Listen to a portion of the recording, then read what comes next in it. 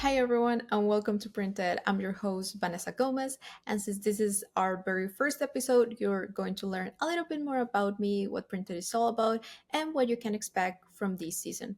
Plus, we have an amazing guest joining us today. Her name is Laura Boyle, and she's the art director at Dundurn Press. So let's start at the beginning. Why did I decide to create Printed? Since my teenage years, I knew that I wanted to work in the publishing industry. At that point, I was just kind of reading everything that I could buy with my parents' money. But life took a few turns, and I ended up studying journalism, and later I worked in corporate marketing. A few years ago, though, I was lucky enough that life brought me back to publishing, and I decided to pursue a master of publishing at Simon Fraser University, which is located in Vancouver. From all these experiences, one thing that really stuck with me was that without my master's program, I wouldn't have had access to so much insider knowledge about the industry, what each department does, and how the whole process works. That's what inspired me to create Printed as a platform where I could ask all those questions that I know young professionals need the answer to before entering the industry and just help make the industry more accessible to everyone. This podcast is also produced by The Publishing Guide, which I founded. The Publishing Guide is an incredible website designed to give you even more resources beyond this podcast to help you navigate your publishing career. Now, for this first season of Printed, we're going to have a department series, which means that we're going to explore each department in a publishing house, learn what the teams do, and talk about how you can get into those departments if that's your dream. To kick off the season, we're going to start with one of the most creative sides of publishing, which is the design department. But before we dive in, don't forget to subscribe and follow the podcast. We have some amazing guests lined up for this season, including professionals from the editorial and publicity departments and more. So without further ado, let's get into it. Today, we have an amazing guest joining us. She's the art director at Dundurn Press and has 15 years working in the industry with hundreds of books. In that time, she has worked on many projects from well crafted textbooks to novels. She also has worn many hats in the publishing industry, from working in marketing and editorial departments to finally making her way to the design department. She is also a typography enthusiast, and she has studied art history at Concordia University and La Sorbonne in Paris.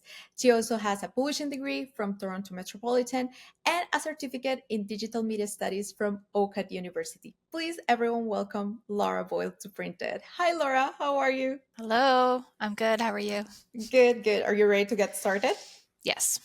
Perfect. So we're to warm things up. I'm just going to start with a section that I like to call the "What Are You" section. So, Laura, what are you reading, listening to, and watching at the moment? It doesn't have to be related to books. It can be any series or movies that you like that you're watching at the moment, or any music that you're listening to at the moment. I'm currently reading Isola by Allegra Goodman. So far, I think the feeling that it arouses in me is like I'm really angry because the way that the main character has been treated so far. But I mean, I have a really good feeling about it, so Oh, it's really nice. quite Hmm. captivating, this book.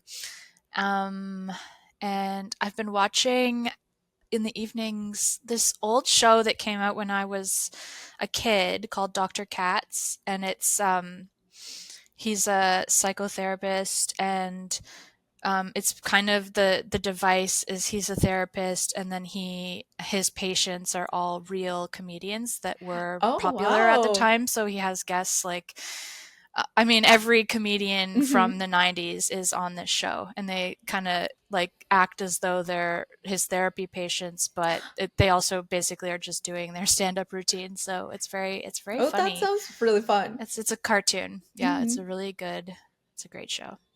Oh, Yeah. that's amazing. And what are you listening to at the moment? Listening to like for music, I've been listening to a lot of records because the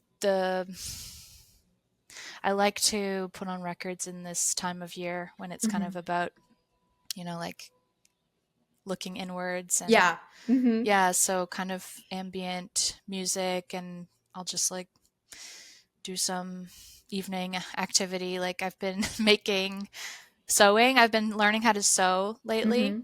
And yeah, I got my mom's sewing machine, and it's a good way for me to like feel connected to her. And so yeah, listening to records or listening to audiobooks. Hmm.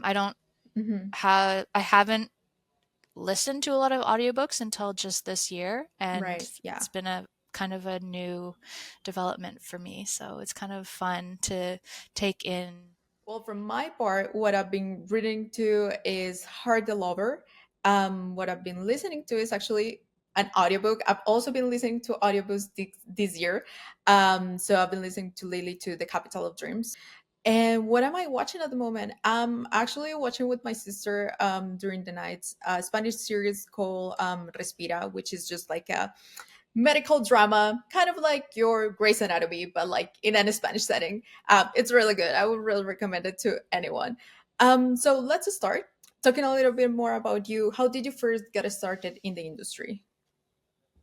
I mean, I guess I can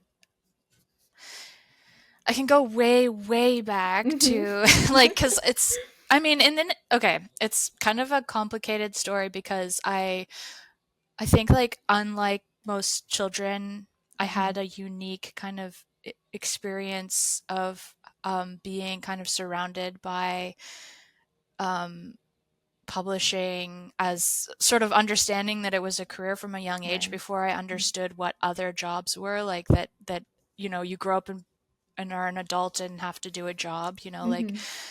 a lot of kids don't really grasp onto that until later. But my neighbor, so I grew up in a small town called Fredericton, New Oh. Brunswick, Hmm. and it has one of Canada's best independent publishers. And my neighbor was the Hmm. publisher of that, and my good friend's mother was the art director there.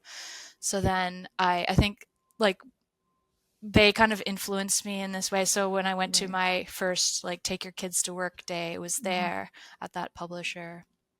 And for some reason, I also got myself a job at a bookstore as a child. Like when I was 8, I just like walked into Oh, this that's bookstore. awesome. I don't know. I don't think that would ever happen in today's world because we protect our children a lot better. Right. But I Hmm. just like went home and told my mom, like, I got a job at this bookstore and I'm going to be going there like every Saturday. Hmm. And it was really this like magical little spot where it's like everything you might think of in a movie where the bookstore owner is this sort of cranky older woman, and she kind of just ignored me and let me do Hmm. my own thing, and I would kind of just putter around in the books. And it started out as one smaller store and then kind of expanded as the store like grew more successful every year. It would get bigger and Hmm. higher. So by the end of my time working there, it was like 3 stories tall and like took up the length of the city Oh, block. wow. It So really grew. I would just go Yeah. there and get lost and just hang out and with books and I got paid in books, so I would take them home, and Oh, my that's room was just a like pay lined. that anyone that likes books will take. Like, if you Yeah, give me free books, I'm there. yeah, yeah. So then there was that like early days of just being really kind of immersed in this world, but Hmm. then I kind of forgot about it when I became a teen and into my 20s. I was really, well, especially like after I finished my degree. So I did a art history degree, which was awesome. It's a great degree to get because you learn. But the thing is that I wanted to be an artist, and it was kind of like at the time, like I wasn't brave enough to just go be an artist or to go to art school. I felt like I needed the approval of my grandparents, and that was sort of more of an acceptable degree, I guess. So it was like me getting as close to the thing that I wanted as I could. Yeah. Um, but it was like a great education. You learn about, history as well as art and the politics of the time. You can't like learn about art in isolation, right? Like you have to learn about geography and politics and all that. So yeah, so that, but when I finished that, I didn't know what to do. And I also had I think it was a double major with English lit. And I thought I had many sort of small, like, Possibilities. possibilities, Yeah, but right. nothing that I knew how to Hmm. pursue. I was living in Montreal, and I kind of had it in mind that I would go into museum curation, but of course Oh, that requires so much more education. right. And I Hmm. got, it was in Montreal. My French wasn't great. Like I am bilingual, but it wasn't good enough for I Montreal see. for Hmm. the arts and culture scene. So I was just, applying for jobs and becoming more and more disappointed. And meanwhile, working at restaurants and sort of feeling like what to do. Yeah, I think we all go through, at Yeah, least me that I'm in my 20s, I'm going through like just figuring out what it is that I want to do. I kind of know the industry, but what right. is it that I really want to do? Yeah, I've been thinking about that today, just when I was thinking about this interview, like, probably talking to maybe your audience is people right. who are at the beginning of their careers, and just like Absolutely. that kind of feeling. I remember it really well. Like, Hmm. how am I going to get to where I want to go? It was worse because I didn't know where I wanted to go. So, And it yeah, happens. It happens to everyone. yeah. Yeah. But then I remembered, like, I think kind of just I had this long standing love Hmm. of books and of, working with books. And I had done a lot of my own books, like book projects, I guess, just Hmm. like for fun. Um, and so, yeah, from Montreal, I started the distance learning, Right. but that wasn't for me. Like, it's not for a lot of people. It's Yeah. really hard to Yeah. do I online bet. Yeah. courses. Yeah, so then I moved to Toronto to like try to pursue it more seriously because I was on financial aid, and I didn't have a full course load, and I needed a full course load to get my financial aid. So the publishing, I was a little bit late to sign up for the courses, and they were all full. And so then I had to find something to fill those slots. So then I went and took from the graphic design program, hoping that they wouldn't notice, and they didn't notice. Don't tell them. I might get in trouble now. It's been like 20 years, but yeah. Yeah, some amount of time. So yeah, I then that's how I ended up in pursuing the design part of, and realizing that I really enjoyed typesetting and that aspect of book design or book creating. And and then I took a bunch more courses too at OCAD then, to complete the graphic design aspect of it. But in the meantime, I started working at a okay. So most of the time, you have to do an internship, which is Yeah. like Yeah. Just to get into the industry. Yeah. it's a Hmm. huge barrier to Yeah. access. Yeah, Hmm. and it's hard to get even those are like really competitive. Oh yeah, they're super. I'm in my process right now of like applying to any internship, any job that I Yeah. can see online, and they are super competitive. Yeah. Yeah. Yeah. And so I applied for a bunch of internships, and then I was on like Craigslist, which I'm not even sure if people still use Craigslist, but there was a I'm sure they use it for something, but I've yeah, never not heard for that a job. not for job hunting. I don't think so. Yeah. And there was a job listed there that I was like not even sure if it was fake or Hmm. not, but I decided to check it out. It was for a publisher, and it was like it was in Liberty Village, which was great. It was before Liberty Village was Hmm. what it is now. Um, and it was like in this old uh, loft building, and it was basically like it was called Educational Solutions Worldwide Inc.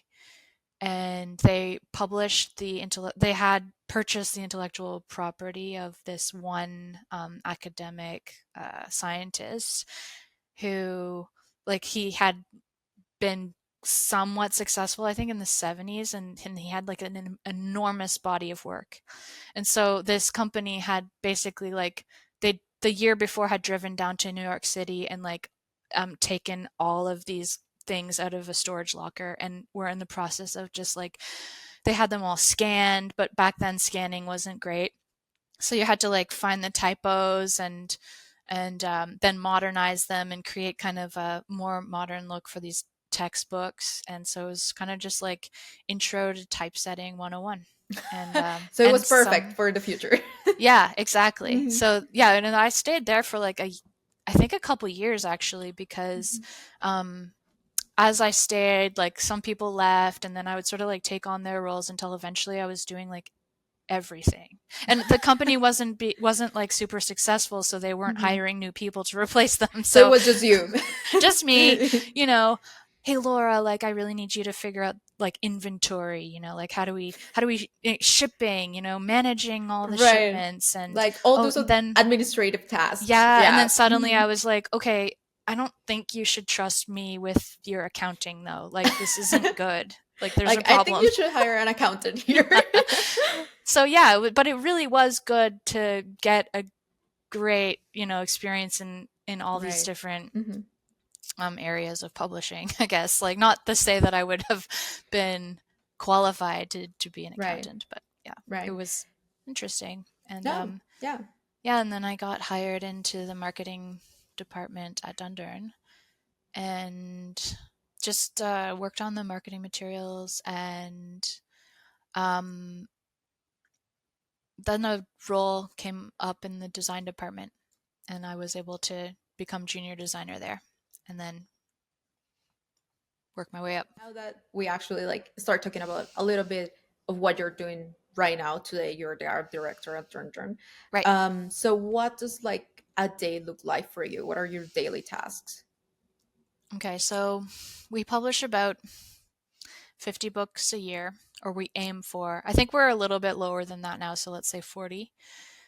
Um, I'll usually be typesetting a book, inserting corrections. And those aren't the most exciting aspects of the job, but they do allow my mind to rest because um, then there's also like more just constantly churning in the back of my mind is how to solve creative problems, like when it comes to the book covers. So, like, how to approach different designs. And I'll usually have like 3 or 4 covers that I'm kind of mulling over or actively working on and making mock ups or looking for images or, um, yeah, kind of trying to flesh out the brief to give it a fuller kind of vision before we assign it to another designer. Or yeah, or I work on marketing materials still, um, event, promotion from social media, things like that. Right, yeah. Because Yeah. it's definitely more, I think some people assume that the design department is just like, oh, it's only book covers, but actually the design department works on more things every single Well, day. I guess it depends on the company because, Hmm. the multinationals will definitely have their own like totally separate Right. marketing and Hmm. book cover designers are separate. Yeah. But at the smaller independent publishers, you'd probably be asked to take on. For a while, we at Dundurn had it separate as well. Like I said, I started in the marketing department as the Right. marketing designer. Hmm. But then I think with the pandemic, we had to sort of fold in these two jobs. So we Yeah. ended up having to take the marketing materials in house and into the Into the design department. department. Yeah. Right. Okay. Yeah. Yeah. So now, a bit of a smaller team, but Hmm. it's just another thing that adds variety, I guess, to the day because Yeah. You do a when you're little bit of always, everything. yeah, you Yeah. can't always be working on, I find it hard to always be working on book covers. There are periods where I don't have other things going on and I'm just working on book covers, and I feel like it's really hard on the brain to be I thinking about. bet And it's just like yeah, because you have to be creative all the time. yeah, And I bet that one book cover is not just one and then you send it and that's it. I bet like no, you go through revisions and like, right. does the author like it? Does it work with marketing? I bet like all those. So you actually like work on book covers more than one time. Yes, and that is another aspect of my job is that I communicate with the authors, which is somewhat unique. I think that it's not the same in every publisher, and some publishers, uh, an editor will send the cover over to the author and they'll discuss it. But personally, I think it works better. I find through experience, because we used to do it that way too, but um, I find it works better when I am able to speak directly with the authors and if if they object to it, sometimes there can be a bit of broken telephone. Depending on the editor, they don't necessarily understand graphic design. And like some editors do, and that works maybe a little better, but there can be a bit of broken telephone where like the author says they don't like it, but then it's like, but what don't they like? Like what are Right. they What a reacting to? specific item? Yeah. Yeah. Do they Hmm. hate the whole thing Or from is top it to just like the bottom? typography or Yeah, like or one just like, color? and that's Yeah. what I found so many times is that, like, no, it turns out they just didn't like this one tiny thing Okay. that I can Yes. easily Hmm. change. And Not a whole thing. I would have thrown the whole thing out if Hmm. I hadn't found out that it was just this one little detail that's so easy to change. And then we are all like thrilled at the end. So I love that process too. Hmm. But I'm really grateful to be able to do it myself and not have Yeah. someone kind of in the middle to try to like parse it out. And I don't think editors love Absolutely. that part of the job either, from what I I bet hear. editors are so busy that they're Yeah. good if like the design department takes care of that part. I mean, that's what I hear, but yeah, I mean, and then sometimes I do require some help from the editor, like to be some depends, like there's lots of, but it's good to have different sort of ways to approach different situations. Absolutely. Yeah, no, that Because makes every so much book is sense. unique and every author is unique, and so yeah. Yeah, absolutely. And with what you were just mentioning, for sometimes for big houses, they have like their own design department that takes care of like book covers and stuff like that. I know for independence, as you said, like sometimes it's more like you take on more work. When it comes to the design department specifically, is it like norm that the publishing houses will hire inside designers or in-house designers, sorry, or do they hire freelancers as well?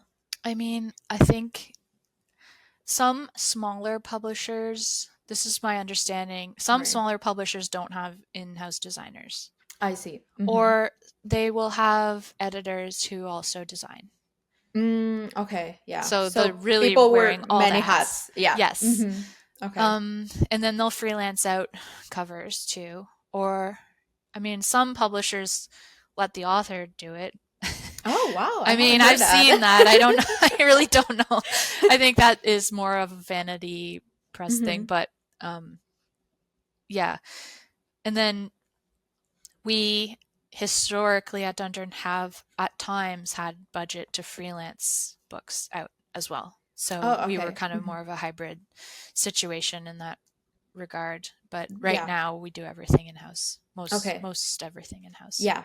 That totally makes sense. Yeah. And at least I know that the first step when a manuscript gets in house is just like acquiring the manuscript. So at one point does the design department get involved in just kind of like the inside layout or even the book cover as soon as the manuscript is acquired? Yeah, pretty much as soon as, like, when the contract is signed, one of the first things that goes to the author along with signing the contract is their cover concept form, which they're like, start inputting ideas because we do want to get started on the cover. I mean, it depends. Like sometimes we acquire a book but we're not actually putting it in the next catalog. Like it'll be, 3 seasons away, and then I'll wait.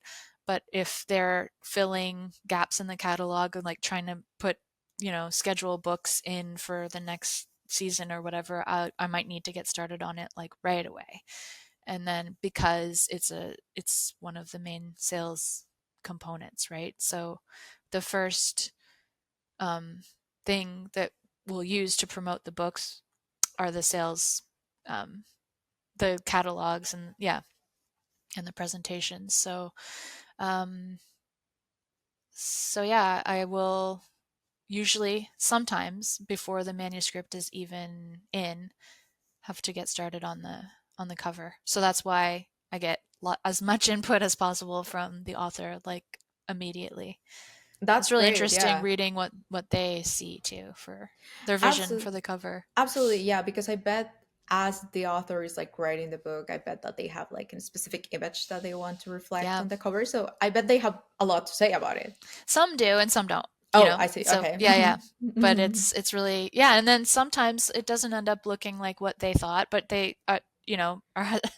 I'm not going against their wishes. Like they still are happy because Yeah. they don't necessarily, they're picturing something and that's great, but they're open to something different too, you Oh, know? that's great. Yeah, Yeah. that's good. And with all these things that we're talking about, like that the design department does, like book covers, inside layouts, marketing material, all that stuff. I bet that as a designer, you need like a variety of skills in your toolbox that you can use daily. Yes. But off the top of your head, what are like the top five that you will say, like, okay, any book designer that wants to work inside a publishing house should have this? Okay, you definitely need to understand typography and the different kind of voices of type and the way that they are expressive or just functional. Um, color theory, color, you know, that's a big one, obviously. But and then on a more kind of, I guess, subtle level, equally important is how to think metaphorically in images, like because you don't want your book cover to just you don't want the imagery on the book cover to just directly mirror the title. Like it needs to be something that's kind of like married with the title, but not like repeating what the title says. So you have to be able to think of imagery evoked by the content or the title or whatever. Sometimes it's not even like an image that is directly spoken in the book. Sometimes it can just be like something that totally like nails the content somehow. So it's sort of a bit of a mystery, but yeah, you need to be able to think on that level. And then I mean, you need to be able to work with Photoshop and InDesign, Yeah, because I like those are the two main softwares the that, main ones, and then Illustrator is yeah, pretty great tool to have too. absolutely. Um, and And then then one last one. one last one. Um, I mean, iteration. I don't know if that's a quality, but you have to be able to come up with like multiple ideas, not just one, right? Right, Because they every book cover um, you iterate and you come up with like 3, 5, 25 different concepts. And a few of them need to be equally strong right. for the marketing department then to consider and choose like the one that works the best, not because it's like the one that's the nicest or whatever, but because it is the best for the market. So Absolutely. The one that's going to attract the audience. yeah, Yeah. it's like Hmm. not because this one is a bad design and these two are a good or this, Right. vice versa. But because so yeah, basically being able to come up with different ideas to portray one idea. Yeah. No, Yeah. those five totally make sense for all the work that the design department Yeah. does. There's probably more, I but bet. I bet yeah. it's like a lot more. But if people need to think about it, yeah, those are kind of the five that I will say, like, oh, me not working the design department, I can see that you will Mm, need those skills. yeah. And if people want to kind of like demonstrate those skills, like especially like when they're, for instance, applying to a job, do they need like a degree? Can they demonstrate it to like work experience? How does that work? Well, I'm not one to say you need a degree because I don't Okay. have one. Yeah. Hmm. But it helps. I'm sure it helps. It's how the world works and yeah. I wouldn't say now I don't I don't want to knock publishing certificates, but I think that it's not going to get you into the design department on its own. You need some at least work experience. So the last two designers that I've hired worked in advert and kind of I think marketing firms, advertising, as I guess junior designers or something. And that gave them the skill set. But then in their portfolio, even though they'd never worked on published books, they had book covers that they had imagined, and that's a really great way to show you can take a book that already has a cover and give it a new equally great cover or three. Actually, it's good to show like different directions. Hmm. Yeah, but also it just gives me you know I can see that they have this sort of understanding of the components of a book cover, and it might seem obvious, but there are just sort of um, conventions with book covers that are innate, but not everyone knows them. So, Absolutely. yeah. No, that makes sense. And that actually allows me to move into the next section, which was like more practical, like tips for any young professionals that want to join the industry. And you just mentioned like portfolios. So I bet, like, especially for the design department, portfolios are very important. So, with what you just said, like those designers that you hired, they had example book covers in the portfolio. Is that something that anyone that's applying to the department should like at least aim to have, like examples of, like for instance, like more publication design, like magazine layouts or book covers? Would that help them? Book covers for sure. I mean, magazine layouts, yeah. I mean, they're nice to look at, but yeah, it does show like actually magazine layouts are generally like a lot more um designy, I guess is the word to than books, but Hmm. you have a Right. whole range too of other publishers do a lot more complex book layout as well. So yeah, that's Absolutely. great to show you can do complex book interior layouts or Okay. magazines, whichever. And yeah, if you have illustration skills, those are very handy.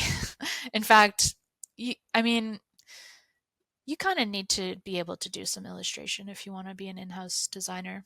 Absolutely. Yeah, Yeah. I've seen lately so many book covers that are, you can see that the design is so intricate that is definitely an illustration. And Yeah. those are the ones that people are like buying all the time now. Yeah, but I mean, a lot of those are they hire the illustrator and then they'll work with the I designer to, see. you Okay. know. Hmm. So I didn't want to say straight up you need to be an illustrator to Right. work But it's a in. good tool to have. It's a good tool to have because Okay. sometimes too, like especially with the indie presses, like you're not always you're sometimes working with stock image, or actually what am I saying? You're always working with With stock stock images. imagery. Yeah, Right. so then you need to sometimes like adapt those. In fact, you don't ever really want to press to publish the image like as you found it. Right. You You definitely need have to to modify change it. it, Yeah. modify it, or else you're going to see that same image somewhere else. Everywhere. Yeah. Yeah. Hmm. Yeah. So lots of image editing and then some like trendy covers just have like more basic illustration too, and that's a great thing to be able to do yourself as well. Okay. Yeah, Yeah. no, that makes total sense.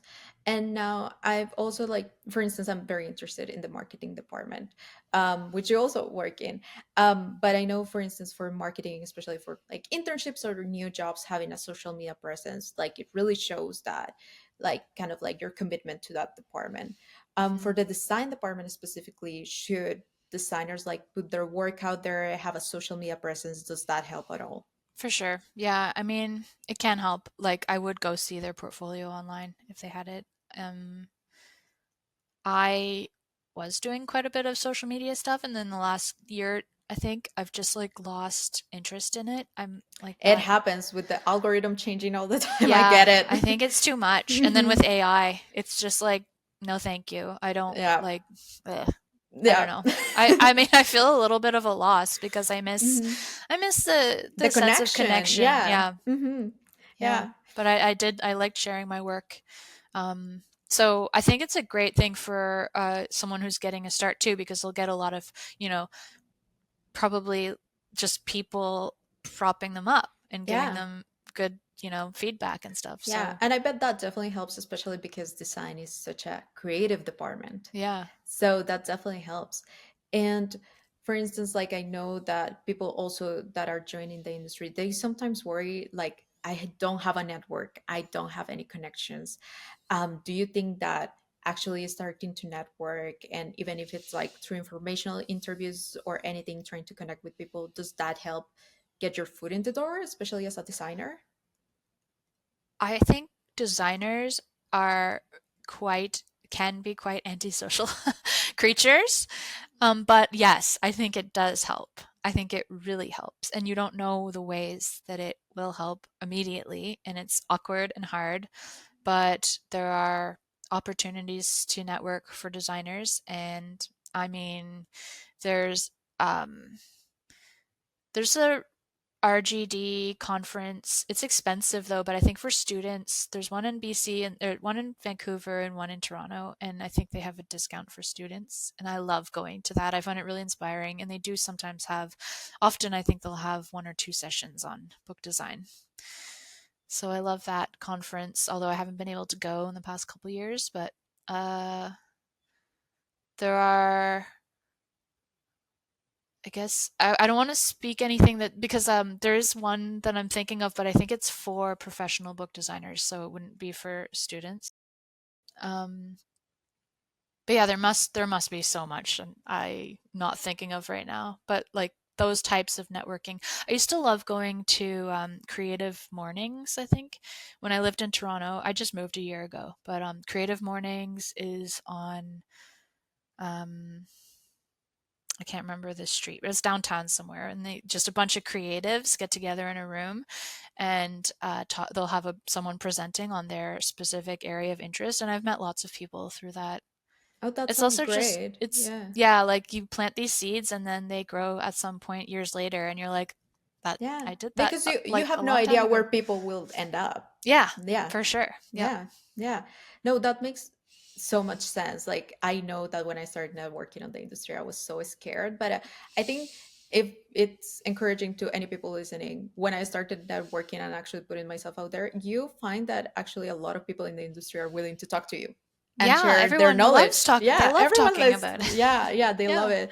So if you're feeling Yeah. discouraged, please don't. I think that a lot of people love talking about their jobs and what they do and the industry itself. To everyone that I've talked to, whenever I said thank you so much for like giving me this time, they're always like, don't worry, I understand what it is. I understand what it is like trying to get into the industry and like getting all this knowledge.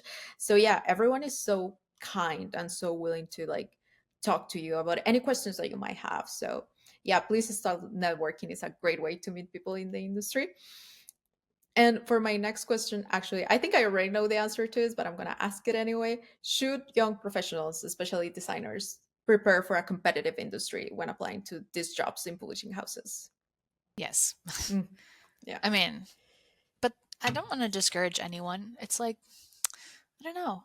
Yes, it is a very competitive industry. There are so many people. And the thing is, too, with design, it's people are, they're not just streaming in from the publishing certificate, too. They're streaming in from all other From different industries parts. Yeah. Hmm. because it is a dream job for people. So, Absolutely. Yeah. so yeah, I don't know what to say about that other than like, yeah, Yeah. it is. No, it is. It is a competitive. I And think I mean, publishing itself is competitive in every single department. yeah, every Hmm. department, but Yeah. I do feel lucky.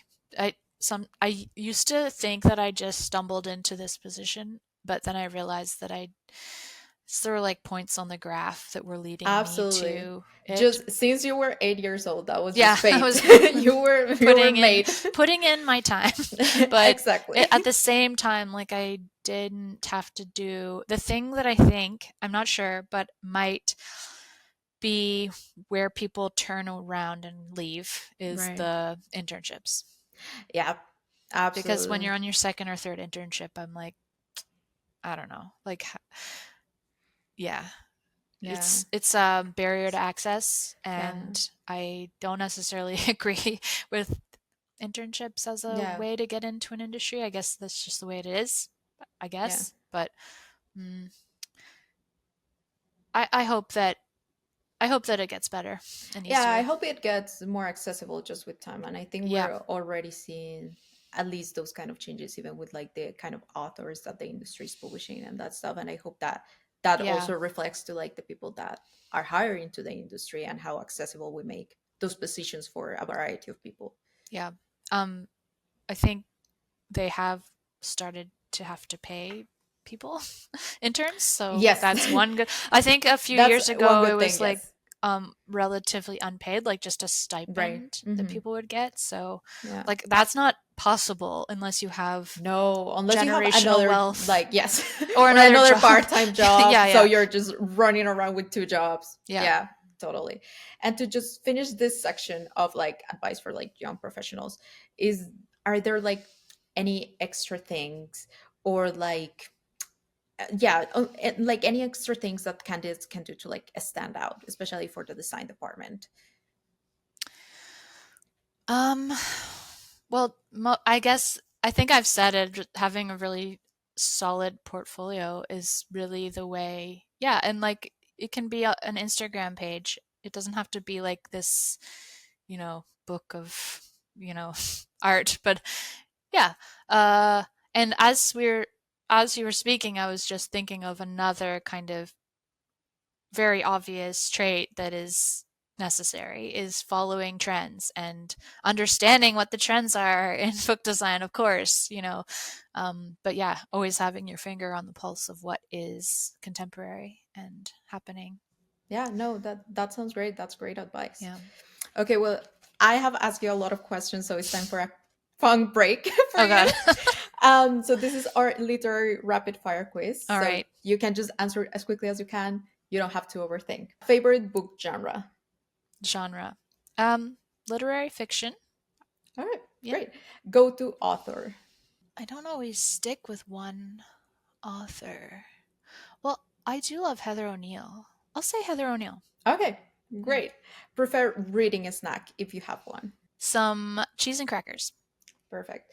Best book format: hardcover, paperback, ebook, or audiobook. For me, it's ebook because I wake up multiple times a night and then I'll just read. It's like these little 5-minute blips, but I'm like reading throughout the night, and the ebook is the least sort of disruptive. Totally. No, Yeah. it is. Buy or borrow books? I would say buy just because it's better for the industry, but Mhm. borrow is equally great because everyone deserves to be able to read. Absolutely. One book that you wish you could read for the first time. I actually just want to say the book I just finished, which is funny, That's but okay. there's more. But I just finished Wild Dark Shore, and the experience of reading that book was like, it's by Charlotte McConaughey, I think. Mm. Read and beverage. I know that you already say wine, but tea or coffee? I actually do both. So Okay, yeah, I both. drink coffee first thing, but if I could, I would drink more, but I can't. So then I move on to tea, and I drink many cups of tea through the day. Okay, that sounds great. Are you a morning reader or a night reader? Both. Both. Oh yeah, Perfect. Are you a fast or a slow reader? slow. Yeah. And finally, if you could recommend one book to everyone, what would it be? I'm just gonna pull a book off my shelf. That's okay. No, because it's hard to think of one book. My brain is gonna short circuit. This is a good book, and it's really topical. I mean, it came out a few years ago. I think she has a newer one, but How to Do Nothing by Jenny Odell. It's like we've all lost our attention spans through social media, and the faster the world goes, the more we just can't sit still. And it's really important to regain that, especially if you're an artist or designer, like being able to use your imagination. And our imaginations are sadly being taken from us. So we need to hold on to that. And that's what I that's what I think about a lot these days. No, absolutely. That's a good Yeah. recommendation. And I also love the book cover. Yeah, me It's too. it's It's great. it's very nice. It's a Yeah. very nice book cover. I like this too. The book jacket is slightly, I think I Yeah, I forget the love, word for yeah. this actually. Yeah, I don't know the word for It's it, an but it looks expensive very nice. treatment. Yeah. Yeah, it looks very nice. Well, Mhm. you have survived a rapid fire Oh, quiz. good. Yay. So we've just got into the end of the interview. So we just have a short Q&A section of questions from the audience, which in this case is my cohort of publishing. So Oh, they yeah. say, what are the challenges of maintaining a cohesive visual identity across a press list? Across A. Press list. So if you're trying to maintain like an identity throughout like all Dundurn's like titles, what's the Well, challenge in that? we have, just to keep everything unified, we have a template of for each book trim size, so that when the books are on the shelf, the colophon is always in the same place across the bottom, and that you know the barcode and everything is in the right place. But because Dundurn publishes like such a wide range of materials, we don't have like one, style for our book covers or anything. We do have some series. So for series, you would want the typography to remain consistent and generally like the style of the image to be, if you're going illustrated, then illustrated, or just yeah, keeping you'll have certain for the imagery on the book, you'll have certain kind of targets that you're looking for to match. Next one is, what are some trends in book cover design that you're excited about or tired of seeing? um, Starting to get tired of seeing the extremely busy, colorful. I think everyone is starting to feel tired of seeing the what was termed the blob cover, by some unkind media outlet. I forget who first called it that, but just that sort of like colorful abstract pattern behind the bold typography. Uh, I guess it's a useful device for if you're trying very hard to not say anything, but it's kind of, I'd rather see quieter type. The reason why typography just got so big and in your face is because we're looking at our at book covers generally Through at our thumbnail yeah, through size. our Yeah, phones, or like through Amazon, even like yeah. any bookstore. That makes So sense. that means now we can't do like a nice subdued type, and that I've seen people pushing back with that, Yeah, and um, I've seen book covers that don't even really have text on them. They're just yeah, it's an just like the evocative image, image. right? I Hmm. wouldn't really be allowed to do that, but But it's these are nice. responses. These Hmm. are responses to, I think, the trends that brought book covers to be like so Absolutely, busy. absolutely. Yeah. We seek quiet. Yeah, no, Yeah. yeah, that makes sense. What would you say is the biggest challenge in your work right now? Just actually, it's a challenge to be. It's always a challenge to always feel like you're getting better, improving. And as a designer, you have to always be improving. You can't just sit on your Right. laurels. You Yeah. have to Hmm. keep with the times and like learn new technology and yeah, just always be learning and growing and getting better, improving. Absolutely. So, yeah. Yeah. No. Yeah. And finally, for our last Q&A, do you have any advice on how young designers can practice their skills to ultimately work for a publishing house or in the industry itself?